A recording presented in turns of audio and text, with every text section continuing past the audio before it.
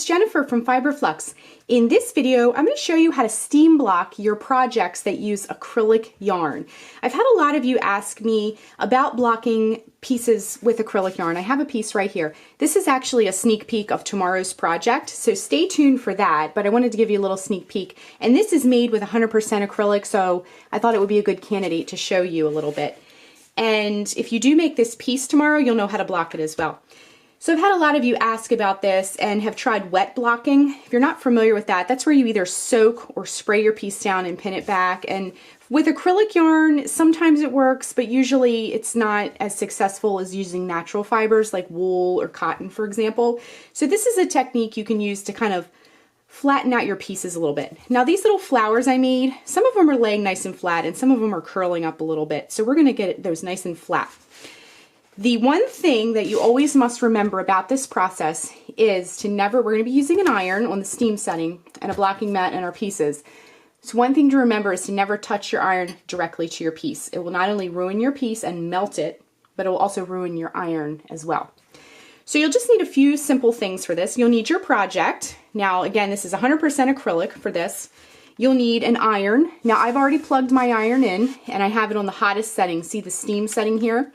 Make sure when you plug your iron in that you fill the water to the max fill line.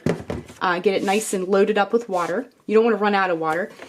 And you'll also need a handful of pins. Now my project is really small, so I'm not going to need a lot of pins. I like to use these T-pins. And when you pick out your pins, you can use something you already have. Try to find something, whenever you're blocking, try to find some pins that are rust proof. Now this said on the packaging they were rust proof because we're going to be using water and things. You don't want to get any rust on your project. Now this won't be on the mat for very long, so it's probably not a real huge concern.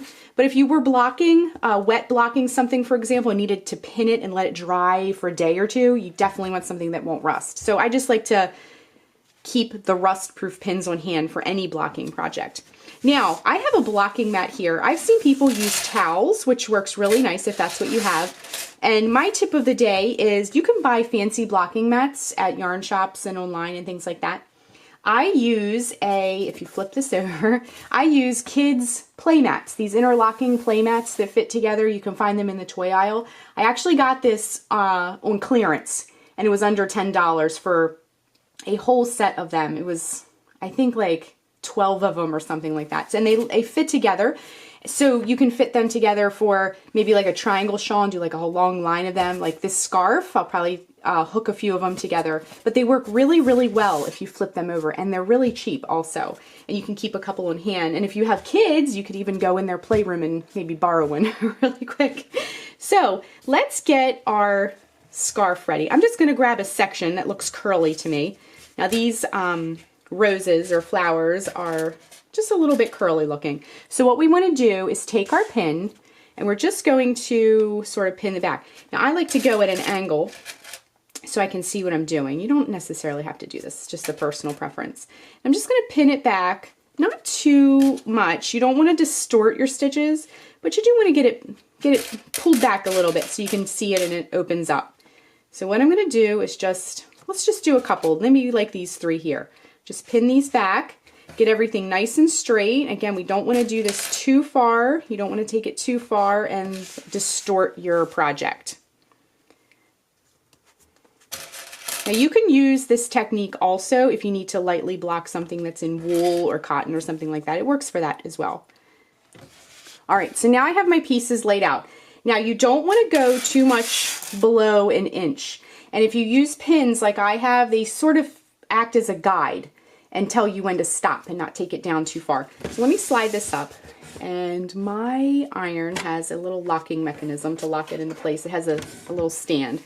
So my iron is ready to go and I have it on the hottest setting once again.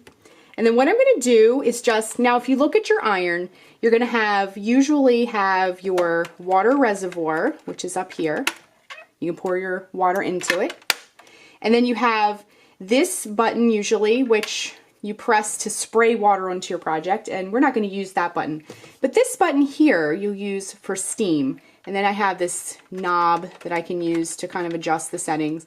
But we're going to use this knob for steam. And we're just going to hold it straight up like this and just puff some steam onto the top of it, okay? So get your project ready and make sure that, you know, something doesn't bunch up here and when you have your iron, it skims the top of it. You want to keep everything well away. Never again, once again, I'm probably going to say this 10 more times, but never let your iron touch your acrylic. It'll just totally melt it and cause a big plastic smear, because acrylic, you know, is plastic yarn. It'll cause a big, you know, plasticky smear onto your iron and mess it up really bad. Okay, so let's take our iron, and everything is heated and hot and ready to go. And we're just going to hold our iron above our work. Now notice I'm just stopping right above those pins. I'm just going to puff some steam. You can hear the iron working. See that steam coming out? Now if you have like a professional garment steamer, that works really nice too. Okay, so I got a little steam on there. It's going to be pretty warm. We're going to let it cool a little bit.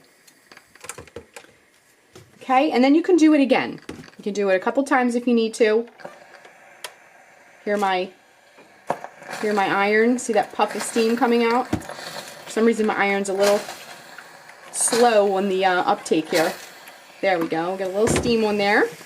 Whoops, I had some water leak out. There we go. Okay, so what you want to do is let this cool and dry thoroughly before you unpin it. So let's go ahead and let that cool a little bit, and then we'll rejoin in just a moment and unpin it and look at our handiwork. Okay, so my flowers are nice and dry and cool, and we're going to unpin them. So go ahead and unpin them. Just take your time, be nice and slow. I personally love blocking things. I love to see the transformation. It's a relaxing process for me. And you can see our flowers look nice and flat. So let's compare them. Let's slide these other ones down. Let's flip this guy over. There we go. So as you can see, here is before and here is after. You can see how it just kind of laid them down. Nothing has changed really with our fibers. Now you can actually lay a damp towel and press the iron, and that's called killing acrylic yarn. That is a different process, and that will kind of flatten out your piece, and it creates a permanent blocking process. Now with this, you can still like weave the ends in, and it's more bendy. But if you need to like really press the stitches down and get it stiffer, like for appliques, some people like to do that a lot, you can actually press it with a towel in between. And that's a totally different process. If you'd like to see a demonstration on that, I've done that before, just let me know in the comments if you're interested in seeing that process as well. So that's it, and I'm just going to continue that for the rest of my scarf, and this is a totally optional process if you want to keep your flowers like this or whatever, your project. But it is helpful to know if you need to kind of straighten things out a little bit. So that is how you steam block acrylic projects. Thanks so much for watching, and be sure and click the subscribe button to get all the latest Fiber Flux video updates. Thanks again.